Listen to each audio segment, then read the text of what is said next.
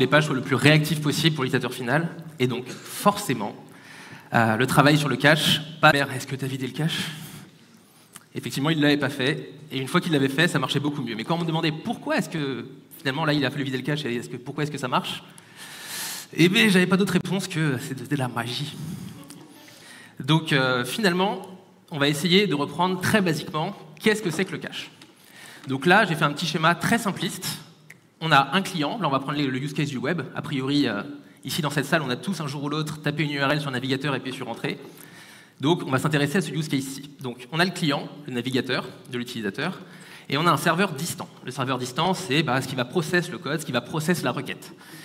Et au milieu de tout ça, on va avoir plusieurs couches de cache, donc qui vont être situées à différents degrés. On a du cache applicatif, qui lui est présent sur le serveur.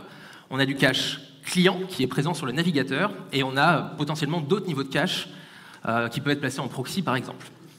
Mais l'idée, là je commence déjà à partir un petit peu trop sur du technique, le cache, tout simplement, c'est une couche de stockage de données. Ni plus ni moins. Donc, grosso modo, ce qu'il faut se dire, c'est que quand on va avoir une seule page, une page de serveur par exemple, qui ne va pas être modifiée. Imaginons, on prend l'exemple d'un blog.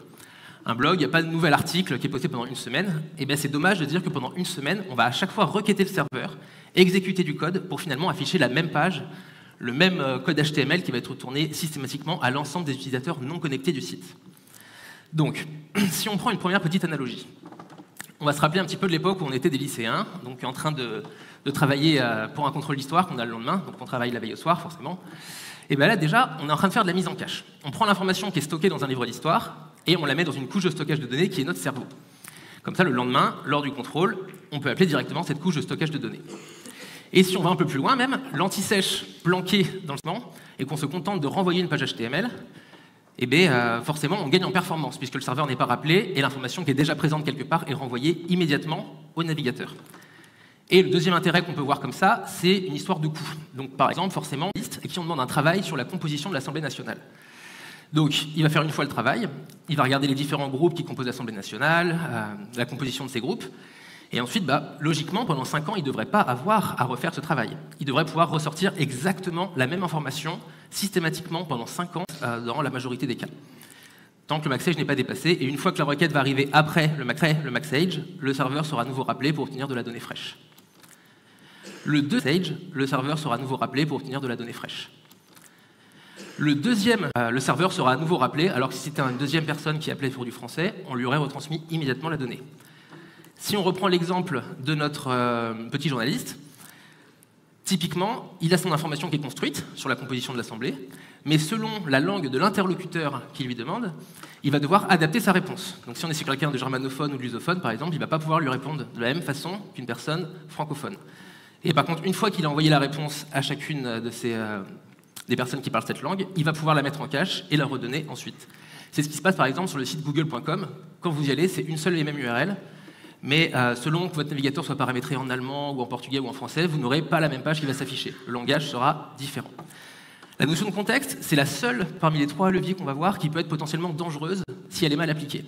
Je vous donne un exemple. Si on part du principe qu'on met en cache des choses d'un utilisateur connecté sur un site et qu'on n'a pas mis en place le contexte par l'utilisateur, typiquement le premier utilisateur qui arrive va mettre en cache la page pour tout le monde et on va avoir un bonjour Robin par exemple, et les autres utilisateurs qui vont arriver après auront aussi ce bonjour Robin avec potentiellement des informations qui me concernent parce que la stratégie de cache n'a pas été contextualisée.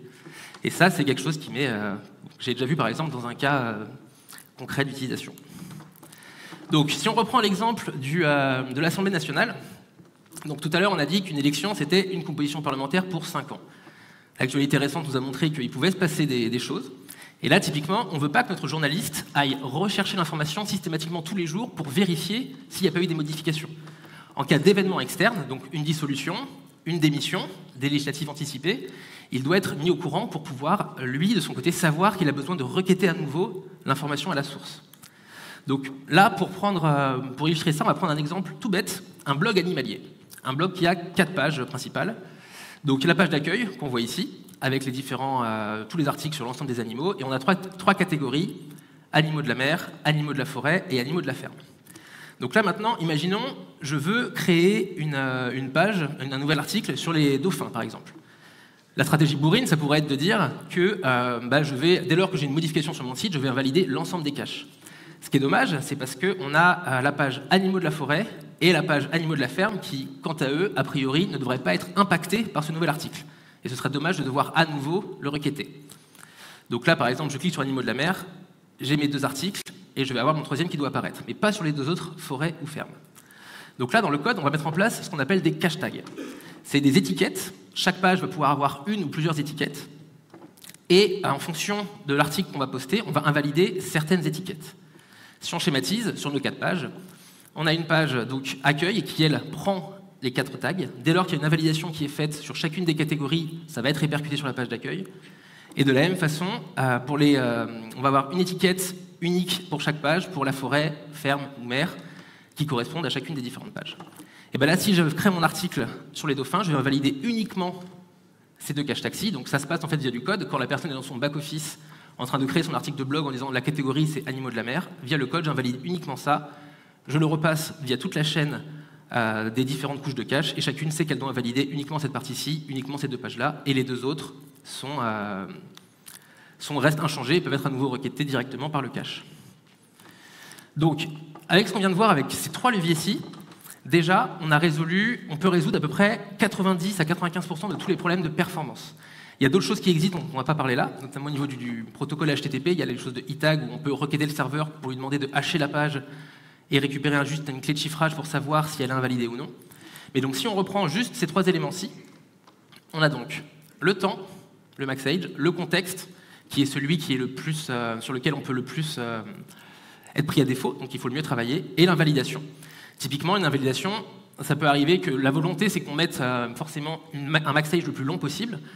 Et typiquement, sur un site qui a une invalidation qui est bien faite, c'est absolument pas choquant de mettre en place un max age à 1 mois, par exemple. Si une page n'est pas invalidée pendant 1 mois, il n'y a aucune raison qu'elle soit requêtée à nouveau.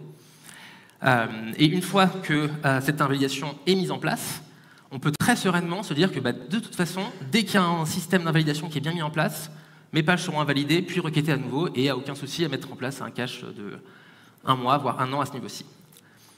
Je vous ai mis quelques petites sources si jamais vous voulez aller un peu plus loin. Donc, un premier article de Cloudflare sur qu'est-ce que le caching, qui est très bien, qui reprend un petit peu les grandes bases. Et ensuite, donc vous avez pour le protocole HTTP la documentation de Mozilla, qui est très très bien faite. Et pour finir, enfin, 2 articles plutôt sur la partie Green IT. On commence à avoir des métriques qui émergent, notamment de Varnish, qui est un des principaux acteurs du système, qui est un des principales briques logicielles utilisées pour mettre en place des caches sur un reverse proxy. Et on commence à avoir des métriques intéressantes, et ça peut vraiment s'inscrire dans une politique RSE de Green IT, etc.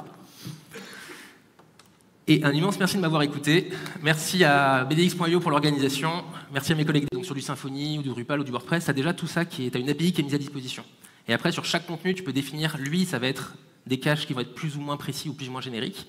Donc par exemple, un cache, ça peut être article, et l'ID unique de l'article. Il aura son propre cache à lui. Et ensuite, petit à petit, tu fais une petite toile d'araignée et tu montes de plus en plus haut vers les thématiques et puis l'invalidation de l'étiquette la plus haute qui serait d'invalider l'ensemble du site pour une raison X ou Y. Et après, lorsque tu vas faire des mises en production, par exemple, tu peux passer par toutes tes briques de cache qui comprennent directement, en envoyant les bons cache tags, ils vont le faire tout seuls. On n'a plus besoin aujourd'hui de définir soi-même et d'implémenter soi-même le mécanisme d'invalidation des cache tags. Quasiment l'ensemble des solutions le font pour toi. Et merci à tous ceux qui ont développé ça d'ailleurs, parce que ça nous sauve la vie.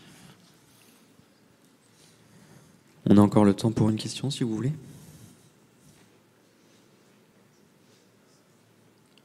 Du coup, merci. Merci beaucoup pour votre écoute.